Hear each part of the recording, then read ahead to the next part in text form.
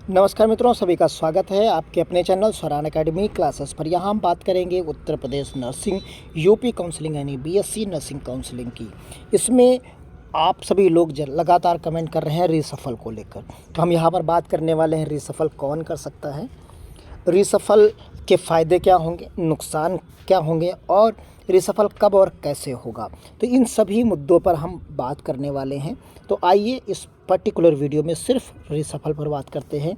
इसके अलावा किसी भी प्रकार की बात यहाँ नहीं करेंगे, जिससे इस वर्ड और इस चीज़ को आप समझने में कहीं पर भूल चूक ना करें। देखिए, यहाँ पर सीधा सा फंडा है, आपके सामने है।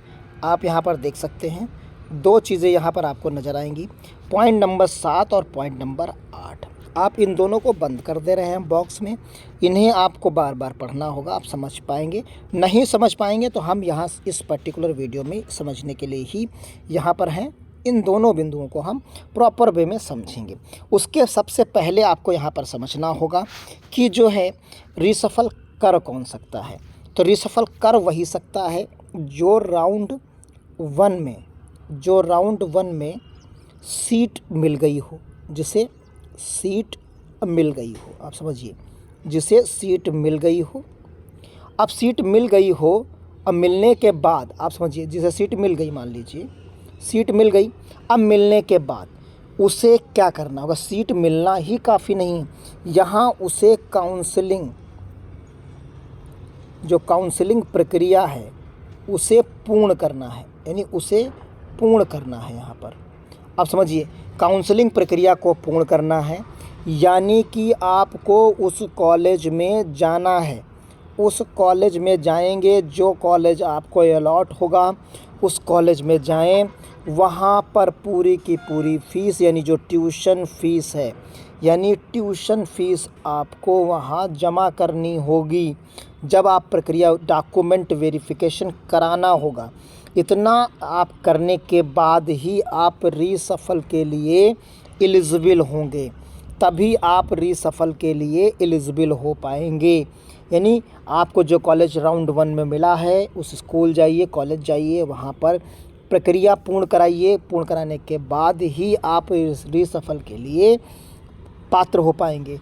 अब रीसफल करना आपको है या नहीं, देखिए रीसफल में नॉर्मली आप सभी लोगों के दिमाग में, ऐसी जिसके दिमाग में आता है कि प्रथम राउंड की जो सीट मिली है वो भी हमारे पास सेफ़ रहेगी, और सेकंड राउंड यानी राउंड 1 की भी सेफ़ रहेगी और 2 की भी सेफ़ रहेगी।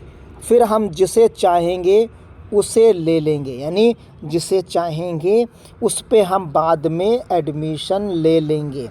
लेकिन यहाँ ऐसा कुछ नहीं है, यहाँ थोड़ा सा डिफरेंस है। फर्स्ट राउंड में अगर आपको काउंसलिंग में मिलती हैं चीज़ें, फर्स्ट राउंड में जो कॉलेज आपको मिलेगा, आप समझ लीजिए, जो फर्स्ट राउंड में कॉलेज मिल जाएगा, अगर आपने रीसफल किया और सेकंड राउंड में भी कॉलेज आपको मिल गया, तो आपको ये कॉलेज छोड़ देना होगा। इसे सेकंड राउंड वाले को ही लेना पड़ेगा, आप फर्स्ट वाले में नहीं जा सकते। यदि आपको सेकंड राउंड में कॉलेज नहीं मिलता, इसमें नहीं मिलता, तो आप इसे ही लेंगे, ये आपका बरकरार रहेगा। क्लियर कट आप समझ गए हैं? क्योंकि अगर आपको सेकंड राउंड में अलॉट हो गया तो ये जो फर्स्ट राउंड वाला था ये किसी दूसरे को दे दिया जाएगा, समझ गए? तो यानी उस स्थिति में आपका नुकसान हो सकता है अगर आपने सही से इसे नहीं भरा, यानी सही से ऑप्शंस आपने सेलेक्ट नहीं किए राउंड 1 में, तो आपके लिए दिक्कत होगी। तो यानी सोच समझ के करिएगा, चाहे कम से कम ऑप्शन भरिए। जब आप ऑप्शन कम से भरेंगे सेकंड राउंड में, तो आपके लिए जो है काफ़ी फ़ायदा होगा, तभी वहाँ पर फ़ायदा होगा। यानी कम ऑप्शन सेलेक्ट करिए, क्योंकि वो मिल गया तो आप बैक नहीं जा सकते, यानी फिर आपको वही लेना ही लेना होगा। तो यानी लेस ऑप्शंस का जो है ऑप्शन रखिए, कम से कम कॉलेज भरिए, जिनमें यानी मिल जाए तो आप उसमें आसानी से चले जाएं, क्योंकि उसके बाद का ऑप्शंस नहीं दिया गया है। तो यानी ये दोनों पॉइंट्स आप इजीली पढ़ सकते हैं।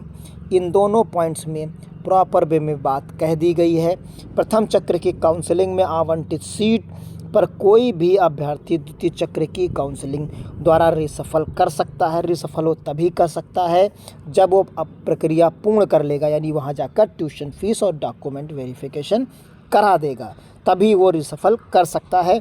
द्वितीय चक्र की काउंसलिंग से रिसफल होने के उपरांत पूर्व की आवंटित सीट रिक्त होकर किसी अन्य अभ्यर्थी को आवंटित कर दी जाएगी। अतः उसे जो रिसफल होने के जाएगा, जो आवंटित होगी, उसे आवंटित सीट पर ही प्रवेश लेना अनिवार्य होगा। आप समझ लीजिए, उसे दूसरे राउंड पर ही लेना होगा। दूसरा पॉइंट यहाँ पर लिखा है कि रिसफल ना होने की स्थिति में अभ्यर्थी प्रथम चक्र की काउंसलिंग में जो उसे कॉलेज मिला था वो वहाँ जाकर अपनी कार्यक्रम कर सकता है। तो क्लियर कट समझ गए कि ट्यूशन फीस इसलिए जमा कराई जा रही है क्योंकि वो आपको अगर अगला कॉलेज अलॉट हो जाएगा तो वहाँ पर उसे मर्ज कर दिया जाएगा, यानी वहाँ से उसे वहाँ जमा कर दी जाएगी, तो यानी वो एडजस्ट हो जाएगी आपकी फ़ीस।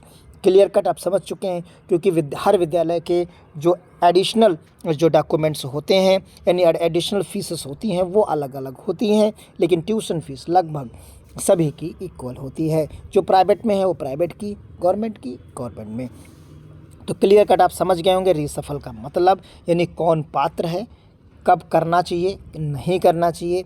अगर आपका कॉलेज में कोई समस्या नहीं है उस कॉलेज में तो आप रिसफल के लिए ना जाएं, क्योंकि अगर जाएं भी तो आपको करना क्या है, आपको वही भरने हैं जो सेकंड में मिल जाएं, तो फिर आप चले जाएं बिना किसी दिक्कत के।